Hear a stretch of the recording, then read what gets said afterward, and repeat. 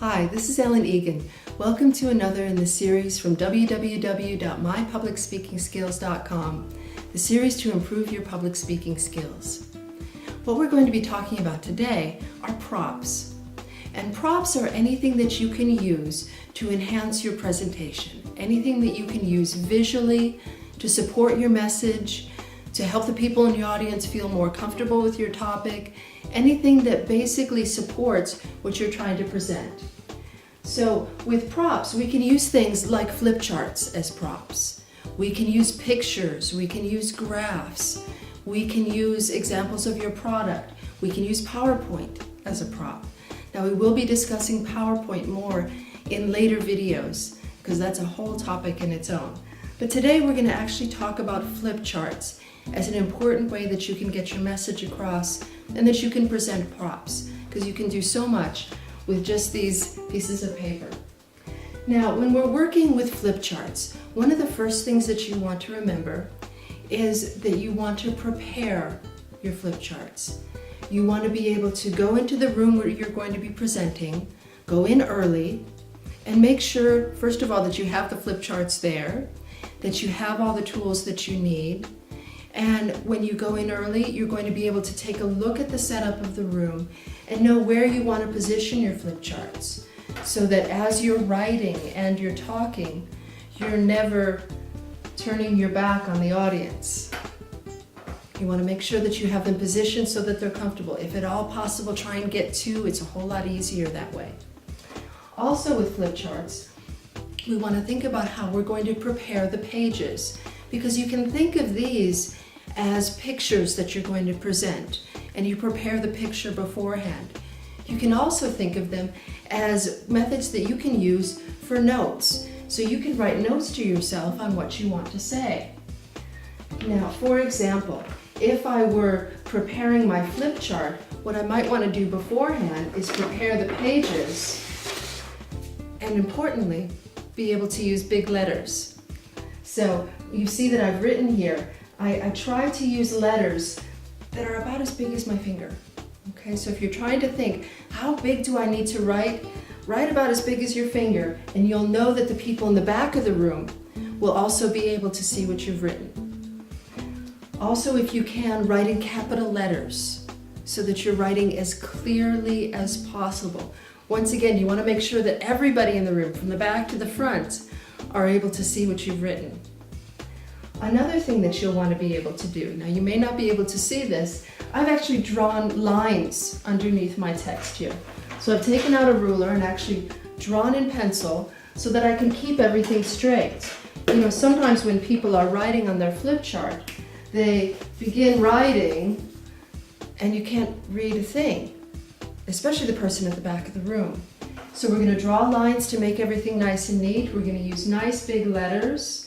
We're also going to make sure that we use really good markers. You'll notice the difference here, that if I use a marker that has no juice left, nobody's going to be able to see what I've written. So check your markers beforehand. It sounds simple, but it's very important.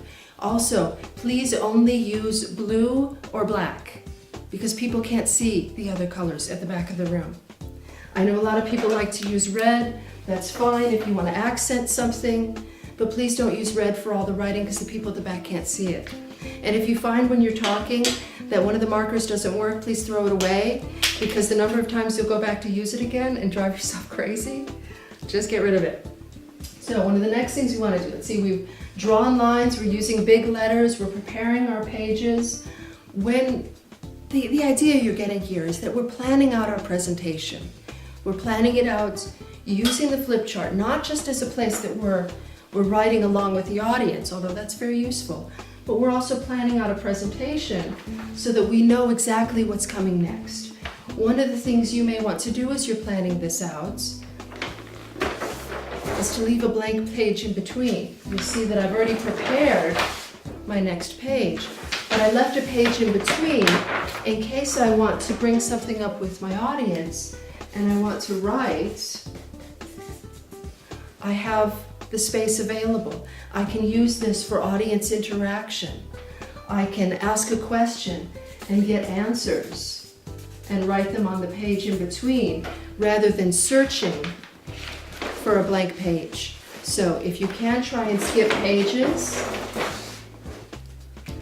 And you can then prepare the presentation. You might have a graph on here, or you might even use this. This is a nice place if you need to put a picture up and have it accessible as part of your talk. You can put it right on the flip chart.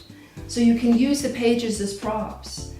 If you have important information here, perhaps you've done a question and answer session with your group, you can of course tear the pages off and then just tape them up on the wall so that people can easily reference them.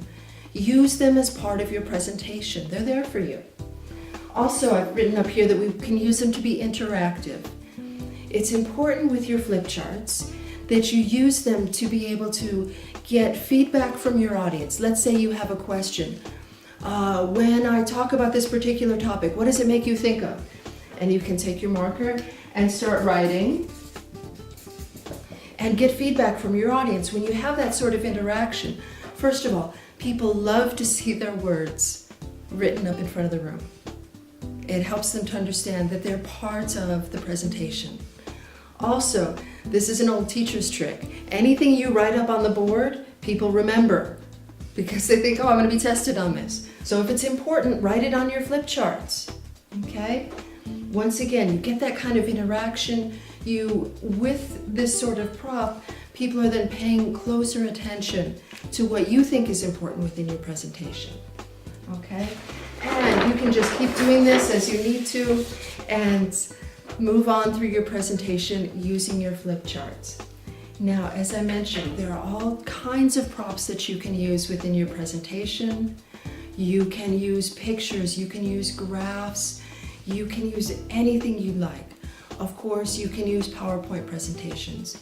PowerPoint presentations were always seen as something that was just beyond the flip chart, but personally I find this really nice because of the interactive quality. So we will be talking about props a little bit more in a later video. Thank you for joining me, Ellen Egan with www.mypublicspeakingskills.com in our series to improve your public speaking skills.